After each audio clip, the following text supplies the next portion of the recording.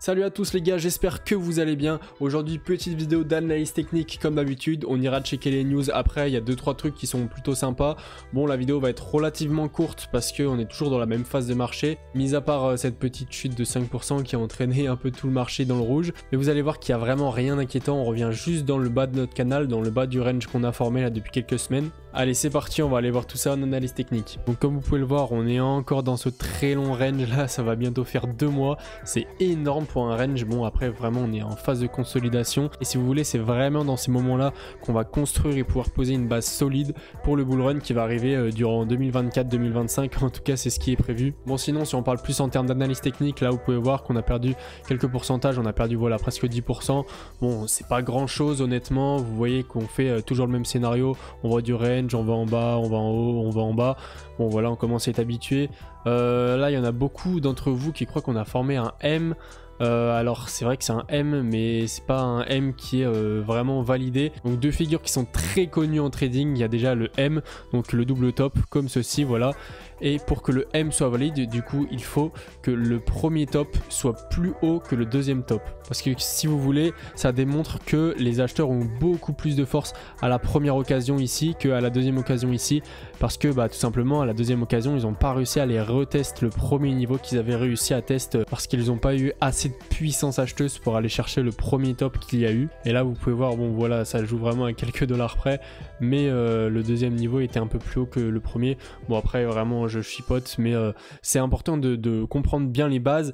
Et j'essaye d'accentuer vraiment le trait pour que vous compreniez. Je sais qu'il y a beaucoup de débutants qui regardent mes vidéos. Et du coup la deuxième figure c'est donc le W. Et là inversement il faut que la première jambe soit plus basse que la deuxième comme ceci. Parce que ça voudra dire là que du coup les acheteurs ont eu plus de momentum, ont eu plus de force que les vendeurs. Et les vendeurs n'ont pas réussi à tirer le prix vers le bas. Donc voilà, ça c'est un W qui est valide. Et au contraire, si vous avez un W qui est par exemple comme ceci, hop, et vous avez une deuxième jambe qui est plus basse, là ça veut dire que les vendeurs justement ont eu plus de momentum, ont eu plus de force que les acheteurs, donc le W n'est pas valide. Voilà, j'espère que vous comprenez bien mes petits dessins. Sinon j'avais tracé une droite là, on avait une petite dynamique, même si c'était pas très beau, on avait fait quand même plusieurs petites touchettes. Une là, une là, voilà, on avait 2-3 touchettes. Ouais, en général, il faut 3 touchettes, 3 touches pour valider une figure ou une trade line comme ça. Après ça reste une time frame de quelques jours, donc c'est pas très puissant. D'ailleurs là vous pouvez voir qu'on l'a cassé. Bon, ce qu'on pourrait faire c'est rebondir comme ceci, hop, pour aller se renfoncer, ou même d'aller se réenfoncer donc dans la zone violette là, donc tout en bas du range, et de pouvoir hop rebondir comme ceci. Comme ça nous permettrait d'aller retester la trendline, donc du coup à l'inverse, pas du haut vers le bas mais du bas vers le haut, et se heurter du coup pour se faire rejeter. Et puis en plus ça correspondrait avec notre haut de range là, peut également prolonger comme ceci. Ça c'est un scénario qui est vraiment très court terme, hein. Je vous parle pas de long terme. D'ailleurs je vous avais dit un peu mes scénarios dans la dernière vidéo à propos de ce que je pense et ce qui pourrait se réaliser sur le marché crypto dans les prochains mois et dans les prochaines années. Là on est vraiment sur une time frame de quelques semaines, de 1 à 2 semaines, voire un mois grand max. Donc voilà, j'avais rien de plus à vous dire sur l'analyse technique. Le RSI, il n'y a pas de divergence, on est plutôt bien aligné avec le marché.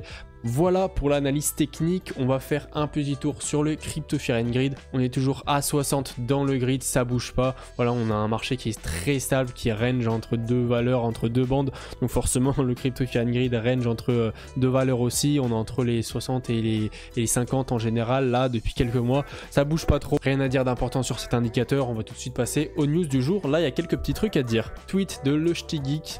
Donc Bitcoin, l'engouement autour des ordinals entraîne une importante congestion sur le réseau. Alors les ordinals, c'est entre guillemets des NFT sur la blockchain Bitcoin. C'est pas réellement ça si on parle vraiment en termes purement techniques. En gros, donc on a réussi à isoler les Satoshi un par un, ce qui n'était pas faisable avant. D'ailleurs les Satoshi, donc c'est une unité comprenant un certain nombre de Bitcoin. En ayant isolé ces Satoshi, on arrive à rentrer donc des informations dedans, que ce soit une image, une vidéo, du texte, etc.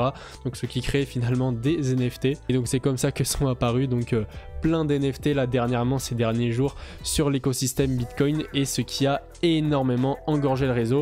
C'est à dire que beaucoup de monde ont fait ça. Donc les frais sur Bitcoin ont tout simplement explosé. D'ailleurs Binance a retiré à plusieurs reprises là les retraits de Bitcoin parce que forcément les frais coûtaient beaucoup trop cher, donc ils ne pouvaient pas se le permettre. Voilà, on a eu vraiment beaucoup de problèmes qui ont été causés. En plus surtout que les ordinals ça n'a pas vraiment d'utilité. Donc voilà, c'est une petite news, plutôt mitigée sur cette news, mais je pense qu'à long terme ça devrait pas trop poser de problème. Je pense que tout ça va se régler avec le temps. Deuxième news concernant la crise bancaire, d'ailleurs sujet très important, c'est quelque chose qu'il faut vraiment prendre au sérieux, que vous soyez dans les cryptos ou pas. D'ailleurs j'en ai fait une vidéo là il y a quelques jours, ma dernière vidéo, je vous ai expliqué comment vous pouvez vous protéger d'une crise bancaire et comment vous pouvez saisir cette occasion si jamais ça se présentait à nous. C'est plutôt inquiétant quand on voit ça, l'effet domino derrière est juste incroyable et ça fait vraiment peur quand on voit ça.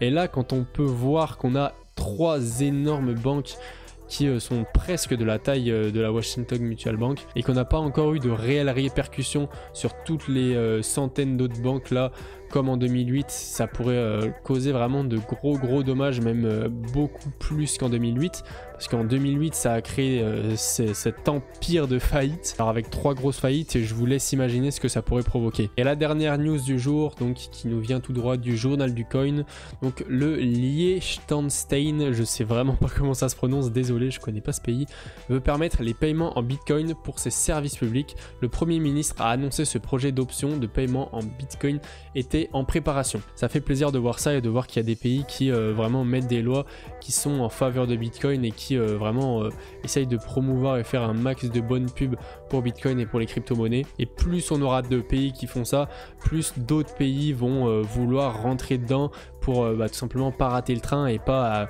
se prendre une avance considérable sur les autres pays. Déjà on a le Salvador là qui a fait du très bon boulot là ces dernières années. Je pense que beaucoup de pays dans les 2-3 prochaines années vont mettre en place des lois, pas forcément l'adopter comme monnaie légale, mais vont mettre en place des lois comme l'a fait le Liechtenstein là. Désolé, j'arrive toujours pas à prononcer. D'ailleurs j'ai regardé, mais du coup c'est vraiment un tout petit pays. Vous pouvez voir que c'est le tout petit point vert là entre la Suisse et l'Autriche, il me semble que c'est.